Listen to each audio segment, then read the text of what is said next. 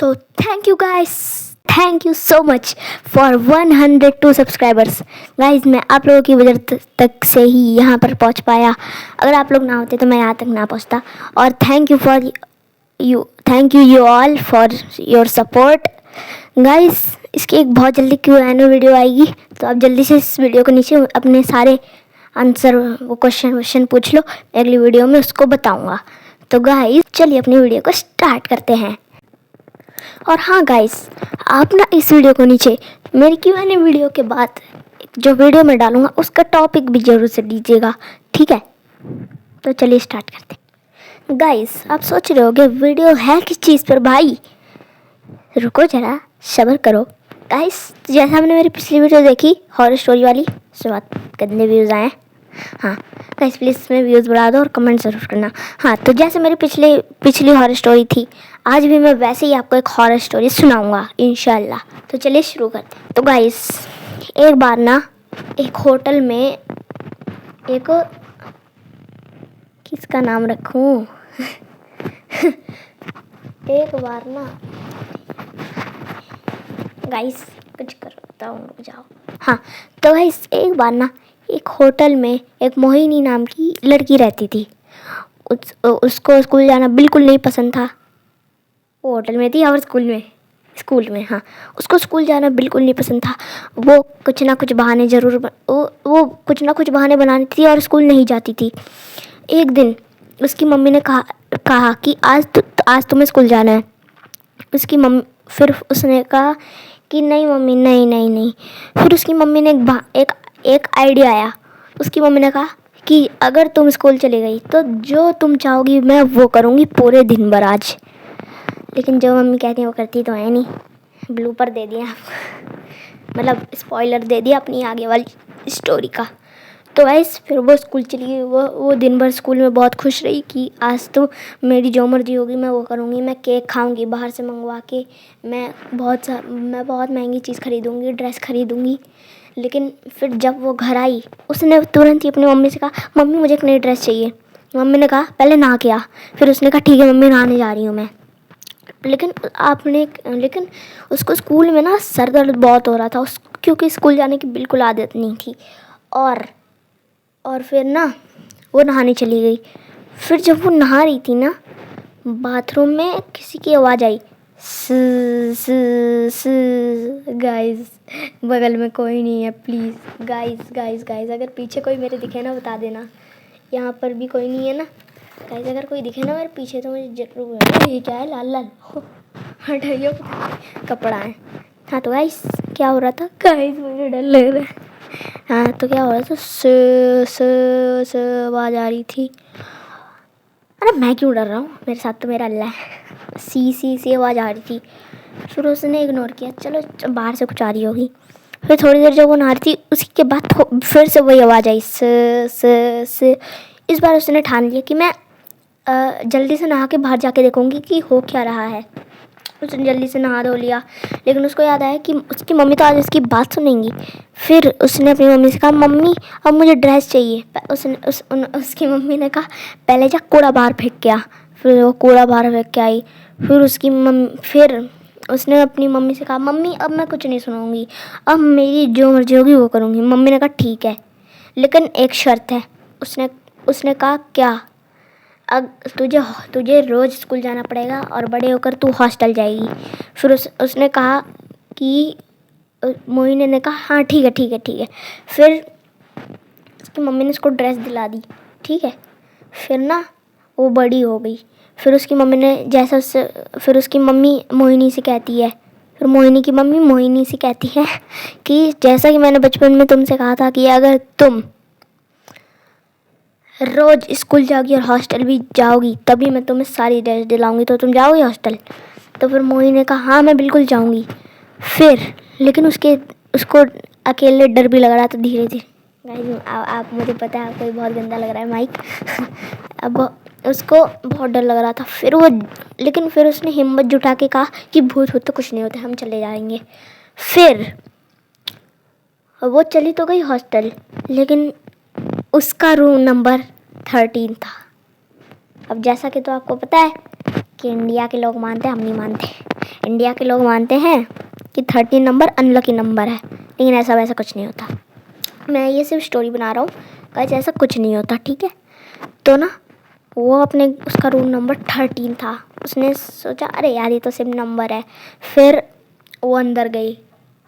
दिन तक तो सब सही था, लेकिन जब उस रात आई, सोचा यार कैमरा सही से सेट हो जाए। फिर जब रात आई, फिर तब से सारी चीज़ें शुरू हुई। वो रात में अपने बिस्तर पे आराम से लेटी थी, उसको बहुत अच्छी नींद आई थी, वो एकदम फैल के लेटी थी। फिर ना एकदम से उसकी नींद खराब हुई। जैसे ही दरवाज़ा है ना मेरा, उसके बगल में ये जो सोफ़ा रखा है, ये सोफ़ा, उसको ऐसा लगा कि वहाँ उसके कमरे में ना एक सोफ़ा था। उसको लगा कि उस सोफ़े पर कोई बैठ के कुछ अजीब अजीब सी हरकतें कर रहा है। कौन है यार, कौन ही धक धक कर रहा है, कोई अजीब सी हरकतें कर रहा है। अरे मैं क्यों डर रहा हूँ, मैंने फिर भी अभी तो दिन हो रहा है, ठीक है। कुछ अजीब सी हरकतें कर रहा था। मोहिनी ने आंखें बंद करके हिम्मत जुटा के अपनी फ़ोन की फ्लैश ऑन करी, और उसने जैसी कुर्सी पर देखा वो वहीं पर फ्रीज़ हो गई। एक औरत थी, वो ऐसे खड़ी थी जैसे उसकी आँख ऐसी थी जैसे उसकी आँखों में गुठली ना हो। वो बहुत अजीब सी हरकतें कर रही थी, वो अपनी चेहरा ऐसे ऐसे मोड़ रही थी हर जगह। फिर ना फिर मोहिनी ने बहुत तेज चिल्लाया, तभी उसकी आँख खुल गई। रात के 3:30 बज रहे थे। सारे गार्ड जो बाहर खड़े थे वो जल्दी से भागकर मोहिनी के कमरे में आए, और फिर उन सब गार्ड ने मोहिनी से पूछा कि क्या हो गया। फिर मोहिनी ने कहा कुछ नहीं। मुझे ऐसी लड़कियां बहुत गंदी लगती हैं जो कहती हैं कुछ नहीं। सीधा सीधा बता दो ना, छोड़ देंगे तुम्हें वहाँ से। और मम्मी से कहती हूँ मम्मी प्लीज़। यार ये हॉरर स्टोरी फनी स्टोरी नहीं है। तो ना उसने कहा कुछ नहीं। फिर सारे गार्ड चले गए। फिर अगली सुबह जब नाश्ते का टाइम था तब ना सब अपना बैठ के नाश्ता कर रहे थे, सब लोग आराम से बैठ के कर रहे थे, लेकिन मोहिनी कुछ अलग ही सपनों में थी। वो बैठी हुई थी, बस अपने खाने को घूर रही थी। उसके बगल में उसकी दोस्त बैठी थी जिसका रूम नंबर 14 था। हाँ हाश, उसका रूम नंबर 14 था, ठीक है। उसने उससे पूछा, उसकी दोस्त का नाम था राधिका। कोई मुस्लिम नाम भी लिख ले। उसका नाम था अरीबा। हाँ, उसका नाम अरीबा था। उसने मोहिनी से पूछा, मोहिनी तुम खाना क्यों नहीं खा रही हो? उसने कहा कुछ नहीं। फिर मोहिनी वहाँ से उठ के अपने कमरे में चली गई। फिर उसकी बहन क्या बोल रहा हूँ मैं, उसकी दोस्त अरीबा ने सोचा चलो मैं भी चल के देखता हूँ क्या हो रहा है वहाँ पे। फिर उसकी रुक जाओ गाइस। फिर ना उसकी बहन उठी। अरे यार मैं बहन क्यों बोल देता हूँ। उसकी दोस्त उठी अरीबा, और फिर वो उसके कमरे में गई। और जैसे ही वो उसके कमरे में गई उसकी आंखें फटी की फटी रह गई। उसकी आंखें वहाँ पर ही उसकी आंखें से खुली की खुली रह गई। वो वहाँ से हिल ही नहीं पा रही थी। वो सोच रही थी ये क्या कर रही है मोहिनी। अब आप सोच रहे होगे कि मोहिनी कर क्या रही थी, ये तो बताऊंगा। मोहिनी, मुझे डर लग रहा है बताने में। मोहिनी उसी चेयर के ऊपर जिसमें वो अजीब सी औरत बैठी थी, उसके ऊपर बैठ के कुछ अपना हाथ ऐसे उस चेयर के अंदर घुसा रही है। उसकी दोस्त तुरंत वहाँ से भाग गई और अपने सारे दोस्तों को बताया कि मोहिनी ये सब कर रही है, ठीक है। लेकिन जैसे ही वो सब उसके कमरे में उसके अरीबा के सारे दोस्त मोहिनी के कमरे में गए, उन्होंने क्या देखा, मोहिनी तो आराम से फैल के सो रही। बताऊँ ऐसा अरीबा का क्यों दिखा था? क्योंकि उसने भी पहले उसको भी रूम नंबर 13 मिला था और उसके साथ भी ऐसा ही हुआ था, और तभी उसको ऐसा वहम आ रहा था कि मोहिनी ऐसा कर रही है। हाँ, लेकिन वो असल में ऐसा कर ही नहीं रही थी, वो आराम से सो रही थी। ठीक है, सब कुछ हो गया। रात कोई सच में सू करके गया।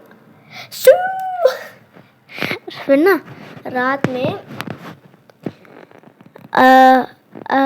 क्या था मोहिनी ने अपने फ़ोन की रिकॉर्डिंग ऑन करके टेबल पे रख गई और सो गई। फिर ना मैं क्यों डर रहा हूँ यार। फिर ना उसने रात में देखा, फिर ना वो सुबह उठ गई, सब कुछ ठीक था। उसने रिकॉर्डिंग में देखा कि रात में वो अपने बिस्तर से उठ के खिड़की के पास खड़ी और किसी हवाओं से बात कर रही है। हवा से बातें करते। अरे यार ये फनी स्टोरी नहीं है, तो मुझे थोड़ा डर लग रहा है ना, तो मैं थोड़ा फनी कॉन्सेप्ट कर दे रहा हूँ। तो ना उसने देखा कि वो किसी से बात कर रही है खड़े होके, और फिर उसके बिस्तर के नीचे से कोई काला सा हाथ निकल के आया और उसके यहाँ पर पंजा मार दिया। ये दाढ़ी है क्या? वही दाढ़ी लग रही है। हाँ सच्ची में। हेलो बच्चों, हेलो। यार ठीक है, पंजा मार दिया और मोहिनी को यहाँ पर दर्द भी हो रहा था, लेकिन उसके यहाँ पर कोई भी निशान नहीं था, कोई भी। ऐसे चिकना पड़ा था। हाँ मेरा तो चिकना नहीं है, मेरा चिकना नहीं है। फिर ना सब कुछ ठीक था। वो बहुत डर गई थी मोहिनी। उसने अपनी मम्मी को फ़ोन मिलाया, मम्मी यहाँ पर बहुत गलत चीज़ें हो रही हैं, मुझे यहाँ पर बहुत डर लग रहा है, प्लीज़ मम्मी मुझे यहाँ पर नहीं रहना, मुझे यहाँ से निकलना है। लेकिन उसकी मम्मी नहीं मानी उसकी मम्मी ने कहा कि तुम चुपचाप वहीं पर ही रहो। फिर ना आधी रात में उसने सोचा कि अब तो मैं उस भूत को पकड़ के अरे क्या मछली है क्या जो भूत को पकड़ लेगी। फिर ना उसने सोचा भूत को पकड़ लूँगी मैं। फिर आधी रात में वही हाथ निकल के आया। मोहिनी बहुत डर गई। उसने उस हाथ को पकड़ा, तभी वो हाथ मोहिनी को खींचकर बिस्तर के नीचे ले गया, और फिर तब से मोहिनी के बारे में कुछ भी पता नहीं चला। तो गाइस, अगर आपको स्टोरी पसंद आई हो और मैं मिलूँगा आपसे यार सही से बोल लेना, और मैं मिलूँगा आपसे नेक्स्ट वीडियो में। तब तक के लिए अस्सलाम वालेकुम।